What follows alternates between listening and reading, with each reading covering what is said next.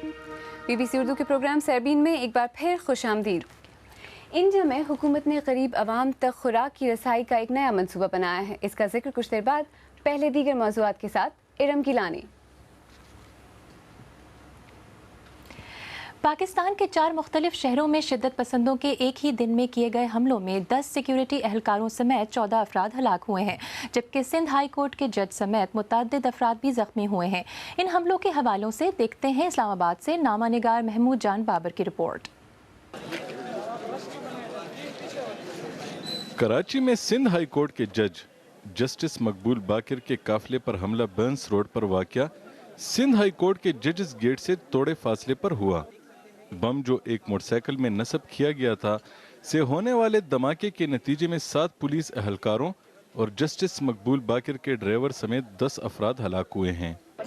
اس میں ابھی تک 4 شہادتیں ہوئی ہیں، 8 زخمی ہیں، اور اس میں ٹارگٹ مقبول باقر صاحب ہی تھے، جسٹس صاحب تھے۔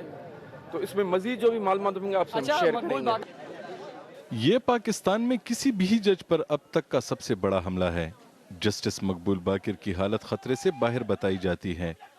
کل عدم تحریک طالبان کا کہنا ہے کہ انہیں نشانہ ان کے عدالتی فیصلوں کی وجہ سے بنایا گیا ہے۔ یہ بڑا افسوسناک واقعہ ہوا ہے، اور یہاں پر دھماکے کی جگہ کے اوپر ہم لوگ موجود ہیں۔ جج صاحب کی سیکیورٹی کے لیے ہم نے ان کو پولیس بھی اور رینجرز بھی آلریڈی دی ہوئی تھی۔ پشاور میں حملہ آوروں نے کارخانوں مارکیٹ میں نیٹو کنٹینرز کی حفاظت پر مامور ایس ایچ او حیات آباد میرا جان کو نشانہ بنایا۔ ان پر 2 موٹر سائیکل سواروں نے فائرنگ کی، جس کے نتیجے میں ایس ایچ او کے محافظ اور ڈرائیور شدید زخمی ہو گئے۔ اسی طرح بنو میں امن کمیٹی کے سربراہ ملک ہاشم کی گاڑی کو سڑک کنارے نصب بم سے اڑایا گیا، جن کے ہمراہ موجود ان کے بیٹے اور رشتہ دار بھی ہلاک ہو گئے۔ تحریک طالبان پاکستان نے ان دونوں واقعات کی ذمہ داری بھی قبول کی ہے، جبکہ اسی قسم کا ایک حملہ بلوچستان کے ضلع آوران میں ہوا، جہاں پر سڑک کنارے لگائے گئے بم کے دھماکے میں ایف سی کے 2 اہلکار ہلاک ہو گئے۔ محمود جان بابر، BBC نیوز، اسلام آباد۔ اور اب ایک مختصر نظر دیگر خبروں پر۔ چین کے مغربی علاقے شینگ یانگ میں ہنگامہ آرائی کے دوران 9 سیکیورٹی اہلکاروں اور 8 عام شہریوں سمیت 27 افراد ہلاک ہو گئے ہیں۔ ملک کے سرکاری خبر رساں ادارے کے مطابق پولیس نے اس وقت فائرنگ کر دی جب مسلح مشتعل ہجوم نے پولیس اسٹیشنز اور مقامی حکومت کی عمارت پر حملہ کیا۔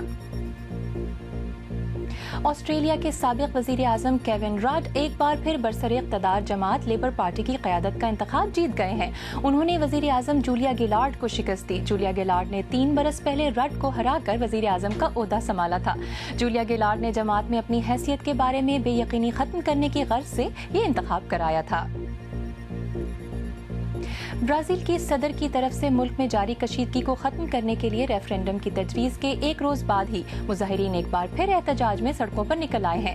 برازیل کی کانگریس نے آئین میں اس مجوزہ ترمیم کو مسترد کر دیا ہے، جس کے خلاف ملک میں ہزاروں مظاہرین احتجاج کر رہے تھے۔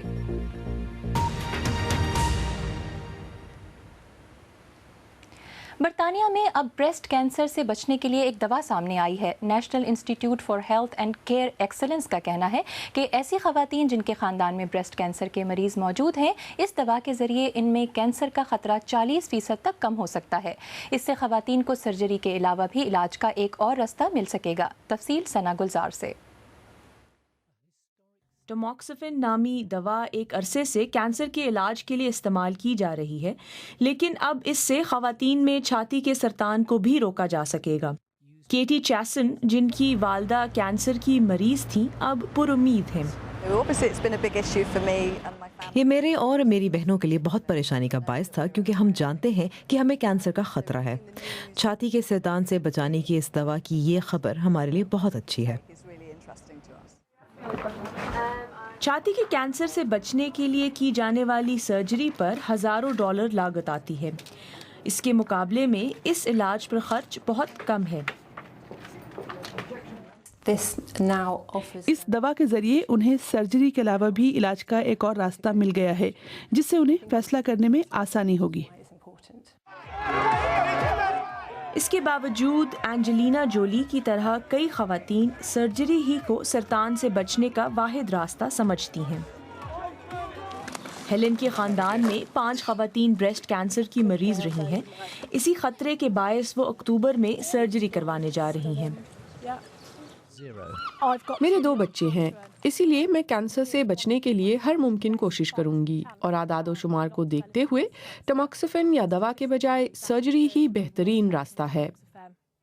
اس علاج کے لیے 5 سال تک یہ دوا لینی پڑتی ہے، اور اس سے شاید کچھ ایسے ممکنہ اثرات بھی ہو سکتے ہیں جس کی وجہ سے صحت مند خواتین شاید اتنے لمبے عرصے تک یہ دوا لینے سے ہچکچاہٹ محسوس کریں.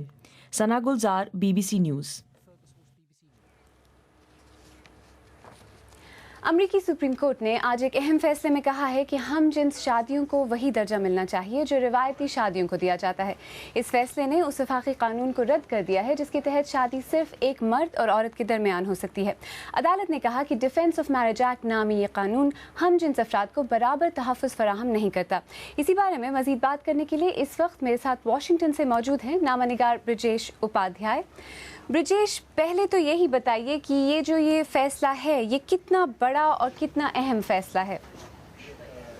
عالیہ، کافی حد تک اگر ہم کہیں تو یہ کافی تاریخی فیصلہ ہے، کیونکہ جیسا کہ آپ جانتی ہیں ہم جنس پرستی جو ہے یہاں پر ایک حساس معاملہ رہا ہے. یہ ملک کئی معاملوں میں بٹا رہا ہے اس معاملے کو لے کر، اور آج کا یہ سپریم کورٹ کا جو فیصلہ ہے وہ کہہ رہا ہے کہ جو ہم جنس شادیاں ہیں وہ روایتی شادیوں کے ہی برابر ہیں، ان میں کسی طرح کا فرق نہیں کیا جانا چاہیے.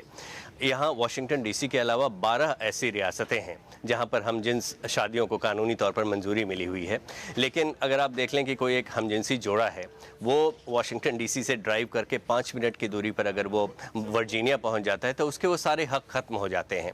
تو سپریم کورٹ نے کہا ہے کہ یہ جو ہے 1996 کا قانون تھا یہ غیر آئینی ہے اور اسی لیے اسے ختم کر دینا چاہیے. اور ظاہر ہے کہ جیسے ہی یہ فیصلہ آیا سپریم کورٹ کے باہر میں کافی خوشی کا اظہار کیا گیا. جی، آپ نے کہا کہ امریکہ اس معاملے پر کافی منقسم رہا، بٹا ہوا رہا، تو اس فیصلے کے جو پولیٹیکل ریپرکشنز یا سیاسی محرکات ہیں وہ کیا ہیں؟ دیکھیے، سیاسی طور پر یہ معاملہ کافی گرم رہا ہے. پہلے صدر براک اوباما کی بات اگر ہم کریں تو 2004 میں وہ اس کے خلاف تھے، لیکن جب ملک میں ماحول تھوڑا سا بدلتا ہوا دکھا ہے تو پچھلے سال انہوں نے کہا کہ ہم جنس شادیوں کو وہی درجہ ملنا چاہیے جو روایتی شادیوں کو ملتا ہے. اور جیسے ہی یہ فیصلہ آیا تو انہوں نے اسے ایک تاریخی قدم بتاتے ہوئے کہا کہ سپریم کورٹ نے ایک بہت بڑی غلطی کو درست کیا ہے. وہیں ریپبلکنز جو ہیں ان کا جو رخ ہے وہ بہت زیادہ نہیں بدلا ہے اور انہوں نے کافی نا امیدی ظاہر کی ہے. اور آج جب اس طرح کا جب یہ جو فیصلہ آ رہا ہے تو ملک میں کچھ ہی دن پہلے جو ایک سروے ہوا اس میں 55% لوگ ایسے تھے جنہوں نے کہا کہ وہ اس طرح کی شادیوں کے حق میں ہیں، جبکہ 44% ایسے ہیں جو اس کے خلاف ہیں، اور یہ زیادہ تر قدامت پسند جو ریاستیں ہیں وہاں سے آتے ہیں. تو برجیش، اس فیصلے کا اثر معاشرے میں جو ہم جنس افراد ہیں، ایک تو جو ان کو تسلیم کیے جانے کی بات ہے، ایک تو وہ بات ہوئی، اس کے علاوہ بھی کیا کچھ بدلے گا ان لوگوں کے لیے؟ کیا کوئی تبدیلی آئے گی جو ہم جنس پرست ہیں؟ دیکھیے، مختصر لفظوں میں اگر کہوں تو ان کی زندگی بدل جائے گی، خاص کہ اگر ہم جنس جو شادی شدہ جوڑے ہیں ان کے لیے. مثال دیتا ہوں میں آپ کو کہ ایک شادی شدہ جوڑا ہے جو سرکاری نوکری میں ہے ان میں سے ایک، اور اگر اس کی موت ہو جاتی ہے تو اس کو جو سرکار کی اور سے جو فائدے ملتے ہیں، اسے جو سرکار کی طرف سے جو معاوضے ملتے ہیں وہ اس کے پارٹنر کو نہیں مل پاتے. دوسری مثال اگر میں دینا چاہوں کہ اگر مان لیجئے کہ کوئی امریکہ میں جو مرد ہے وہ پاکستان یا کسی اور ملک میں کسی عورت سے شادی کرتا ہے تو وہ اس کا ویزا اسپانسر کر سکتا ہے، لیکن وہی مرد اگر دوسرے ملک میں کسی مرد سے شادی کرتا ہے تو اس کا ویزا نہیں اسپانسر کر سکتا ہے. تو سپریم کورٹ کا یہ فیصلہ ایسے لوگوں کے لیے ایک بہت بڑا قدم ہے. برجیش اپادھیائے، ہم سے بات کرنے کا بہت بہت شکریہ. آپ BBC اردو کا پروگرام سیربین دیکھ رہے ہیں. پروگرام میں آگے چل کر دیکھیے گا، انڈیا میں اناج کے اضافی ذخائر کو غریب عوام تک پہنچانے کا ایک نیا منصوبہ. اور ہمارے ہفتہ وار سلسلے کلک میں دیکھیے گا کہ کیا کیمرے کی آنکھ ہمیشہ وہی دکھاتی ہے جو حقیقت ہے؟